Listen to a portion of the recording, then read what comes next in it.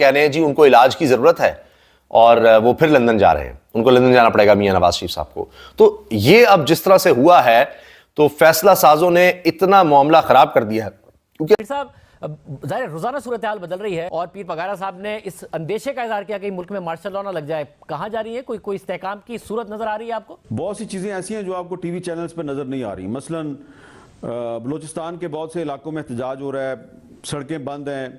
जाती उम्रा इजलास में शरका में वफाकी हुकूमत न बनाने की तजवीज़ भी दे दी गई है। ज़राए के मुताबिक शरका ने राय दी कि मौजूदा हालात में पीपल्स पार्टी के बगैर वफाक में हुकूमत नहीं बनानी चाहिए।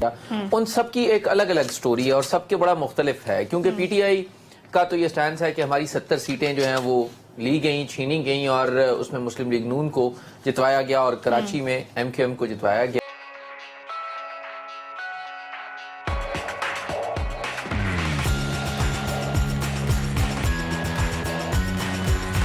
और आज मुझे कुछ जो बलोच रहनुमा हैं वो बता रहे थे कि कोयटा से या तुर्बत से इस्लामाबाद आना मुश्किल है क्योंकि रास्ते बंद हैं। और आज तो सिंध और पंजाब को जो सड़कें मिलाती हैं उबाड़ों के करीब वो भी बंद हैं क्योंकि वहाँ पे JUI वाले बैठे हैं और हैदराबाद बाईपास पे जामशोरों के करीब जो है वो GDA वाले बैठे हुए हैं।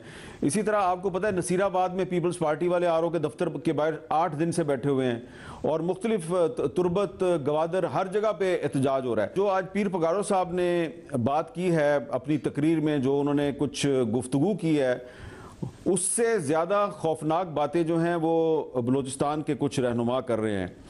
तो मैं आज क्योंकि बहुत से लोगों को मिला हूँ तो मैं तो यकीनन आपको साफ साफ बताऊं बड़े अरसे के बाद मैं बहुत ज़्यादा परेशान हो गया हूँ। तो कोई मार्शल लॉ लगा दे, कोई एमरजेंसी लगा दे तो ये सूरत हाल जो है ये उनसे नहीं संभाली जाएगी, ये मज़ीद ख़राब होगी। इसलिए कि इस सूरत हाल को सिर्फ और सिर्फ एक ही इदारा जो है वो संभाल सकता है और उसका नाम है इलेक्शन कमीशन ऑफ पाकिस्तान। लेकिन अभी तक ऐसा लग रहा है कि इलेक्शन कमीशन ऑफ पाकिस्तान जो है या तो बेख्तियार है या उसको सूरत हाल की नज़ाकत का एहसास नहीं है कि सिर्फ आज के दिन, अभी PTI ने तो कल एहतजाज करना ना, आज जो जमातें एहतजाज कर रही हैं मुख्तलिफ इलाकों में पाकिस्तान के, उनकी तादाद 10 के करीब बनती है और उसमें GDA को भी आप शामिल कर लें जो बहुत सी जमातों का इत्तेहाद है। तो इसलिए मैं ये समझता हूँ कि अगर पीर पगारो साहब ने मार्शल लॉ की बात की है तो मार्शल लॉ किसी मसले का हल नहीं है। और मैं तो हमेशा यही कहता हूँ कि बदतरीन जमहूरियत जो है वो बेहतरीन आमरीत से या बेहतरीन मार्शल लॉ से बेहतर है। लेकिन हमें एक चीज़ पर ज़रूर गौर करना चाहिए शाहजेब साहब, और वो ये है कि आज जो वर्ल्ड डेमोक्रेसी इंडेक्स आया है जो द इकोनॉमिस्ट ने जारी किया है, उसमें पाकिस्तान बहुत दर्जे नीचे गिर गया है। 2022 में पाकिस्तान डेमोक्रेसी इंडेक्स में 105वें नंबर पे था और कहा जाता था पाकिस्तान में एक हाइब्रिड रिजीम है। लेकिन अब जो 2023 का जो डेमोक्रेसी इंडेक्स आया है उसमें पाकिस्तान 118वें नंबर पे चला गया है, यानी कि कितने दर्जे गिरा है, 105 से 118 कितने दर्जे गिर गया। और पाकिस्तान का शुमार अब अथॉरिटेरियन रिजीम्स में होता है, यानी कि आमराना निज़ाम वाली रियासत। तो ये आप खुद ही सोच लें कि वर्ल्ड डेमोक्रेसी इंडेक्स कह रहा है कि पाकिस्तान में जमहूरियत है ही नहीं है। और सब तो फिर और हम सब इस सूरत हाल में इलेक्शन के नाम पे भी लोग कहते हैं फ्रॉड हो गया। और फिर इस सूरत में नून लीग क्यों, हालांकि उन्हें मैंडेट नहीं मिला वफाक में उस तरीके से, पंजाब में हुकूमत मिल रही है, क्यों इतनी ख्वाहिश और इतनी जिद नजर आती है कि जी हमने वफाक में हुकूमत बनानी है, जब पीपल्स पार्टी को भी पता है, वो भी दूर हट रहे हैं और ये नजर आ रहा है कि जो भी रजीम होगा वो ज़ाहिर एक हाइब्रिड रजीम ही होगा जिसमें वफाकी हुकूमत के इख्तियारात बहुत महदूद होंगे। क्या वजह है कि इतना ज़्यादा नून लीग की ख्वाहिश है कि हमने वफाक में हाल में हुकूमत बनानी है? देखें, मैं नहीं समझता कि ये नून लीग की एक इज्तिमाई ख्वाहिश है। नून लीग में बहुत से ऐसे लोग हैं जो समझते हैं कि उनको हुकूमत नहीं बनानी चाहिए। मैं उनको, मेरी अभी आज नून लीग के बहुत से लोगों से भी बात हुई है, लेकिन शहबाज शरीफ साहब का ख्याल है कि उन्होंने पहले भी बहुत कुर्बानी दी है, उन्होंने सियासत की बजाय रियासत को बचाया है। तो पाकिस्तान की इकॉनमी इस वक्त एक बहुत ही तशवीशनाक सूरत हाल से दो चार है। तो इकॉनमी को बचाने के लिए और जो IMF के साथ कमिटमेंट्स हैं उनको पूरा करने के लिए हमें हुकूमत बनानी चाहिए, लेकिन दूसरी तरफ वो ये हुकूमत पीपल्स पार्टी के बगैर नहीं बना सकते। दोबारा यही कहूँगा कि इलेक्शन कमीशन ऑफ पाकिस्तान सूरत हाल की नज़ाकत का एहसास करे। अभी तक मीडिया पर वो बातें नहीं आ रही जो इलेक्शन कमीशन के स्टाफ के बारे में मैंने बलूचिस्तान के लोगों से सुनी है, खैबर पख्तूनख्वा के लोगों से सुनी है।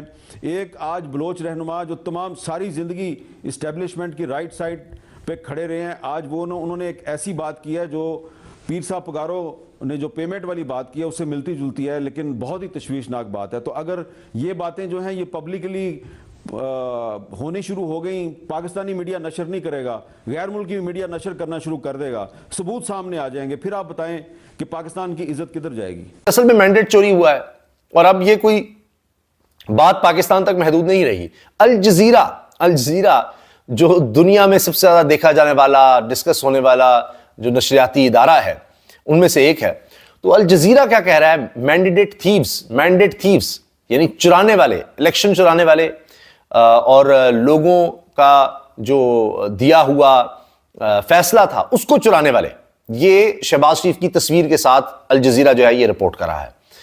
और अब आप अंदाजा लगा लीजिए कि मुस्लिम ममालिक की खासतौर पर बात कर ले, पूरे वेस्ट में अल जजीरा जो है वो बहुत ज्यादा देखा जाता है, लेकिन कहा यह जाता है कि चलें अगर अंग्रेजी में मुसलमानों की आवाज़ है तो अल जजीरा के हवाले से आप कह सकते हैं कुछ इंटरनेशनली। तो बाकी तो हैं ही इदारे, आप जानते हैं CNN है, स्काई और फॉक्स और BBC, बहुत से इस तरह हैं, लेकिन मुसलमानों के हवाले से कहा जाता है कि इसकी ओनरशिप कम से कम उनके पास है। तो बहरहाल अब वो भी ये कह रहा है कि जी ये चोर हैं, तो अब एक तरफ इनको चोर करार दिया जा रहा है, इंटरनेशनल चोर। पाकिस्तान में तो जो हो रहा है सो हो रहा है। शेर अफजल मरवत ये कह रहे हैं जी हम पीछे हट नहीं सकते। अभी मैं देख रहा था सलमान खुराजा साहब ये बात कर रहे हैं कि किस तरह ये मुमकिन है कि जी वाउडा साहब कह रहे हैं कि आगे बढ़ें, या आबिद शर्ली कह रहे हैं जी बस हो गया, अब देखें अब आगे बढ़ना चाहिए, बात छोड़ दें, जिस तरह के इलेक्शन हो गए। तो उस पर बिठा दिया है भाई को और नीचे अपनी बेटी को जनाब वज़ीर आला बना दिया। और इन तमाम ओहदों के लिए क्या कुछ किया गया है और कितनी तबाही की गई है, किस तरह से लोगों के साथ सलूक किया गया है, और इक़्तिदार में भी रहना है और रोना धोना भी चलता रहेगा, रोएंगे भी कि जी हमें ये नहीं मिला, वो नहीं मिला। इश्तिहारात लग चुके थे नवाज शरीफ साहब वज़ीर-ए-आज़म, और अब फिर चीफ सेक्रेटरी का भाई था तो उसको जितवा दिया गया। वो तीसरे नंबर का था, नून लीग का था, उसको इसलिए जितवाया गया कि वो कहता है कि मैंने इतने घरों पर छापे मरवाए, इतनी औरतों के साथ, बच्चों के साथ जो कुछ किया और गिरफ्तारियां करवाई हैं, सारा कुछ किया है मैंने, तो इतना तो मेरा हक बनता है कि जी मेरे भाई को, रिश्तेदार को जनाब अब सीट तो दिलवाई जाए। तो ये नदीम अफजल चंद साहब ने ये टेलीविजन पर बैठकर प्रोग्राम में बात की है। तो हालात ये हैं कि पीपल्स पार्टी कहती है जी हम आपको वज़ीर आज़म बनवा देंगे लेकिन हम हिस्सा नहीं बनेंगे, बाकी सारे ओहदे हम अपने ले लेंगे, मजे करेंगे सारे। तो कोई भी इक़्तिदार में उतराने को तैयार नहीं है। गैस जो है फिर 67% महंगी हो गई है, बिजली अभी और ज्यादा महंगी हो रही है, उसकी तैयारी कर लें, इस तरह के बिल आ रहे हैं।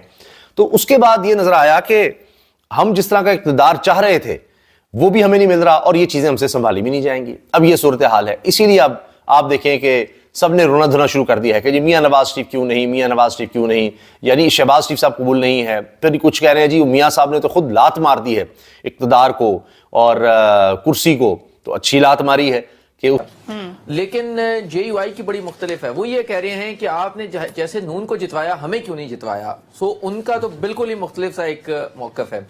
लेकिन क्योंकि JUI और तहरीक इंसाफ क्योंकि KP सेंटर्ड हैं और KP में PTI उनके साथ इसलिए भी जा रही है कि PTI को ये लगता है कि वो जब वहां पर गवर्नमेंट करेंगे या वो वहां पर जिस तरह बनाने जा रहे हैं तो उनको सबसे ज्यादा अगर मुज़ाहमत किसी की सामना करना पड़ेगा तो JUI का होगा। इसलिए वो उनके साथ इसलिए भी इत्तेहाद की बात कर रहे हैं और बातचीत कर रहे हैं। ऑल्दो कि ये आग और पानी का खेल है और इसमें नहीं लगता कि ये कोई लंबा चलेगा। लेकिन बहरहाल सियासत में क्योंकि PTI की तरफ से ये एक बयानिया तो बनाया जा रहा था कि PTI बहुत शिद्दत पसंद जमात है या PTI जो है बहुत ऐसी उसके रवैये हैं कि वो किसी से बात नहीं करते, लिहाजा उसमें बहुत शिद्दत पसंदी है। तो बज़ाहिर ये लगता है कि PTI ने उस नैरेटिव को भी खत्म करने की कोशिश की है कि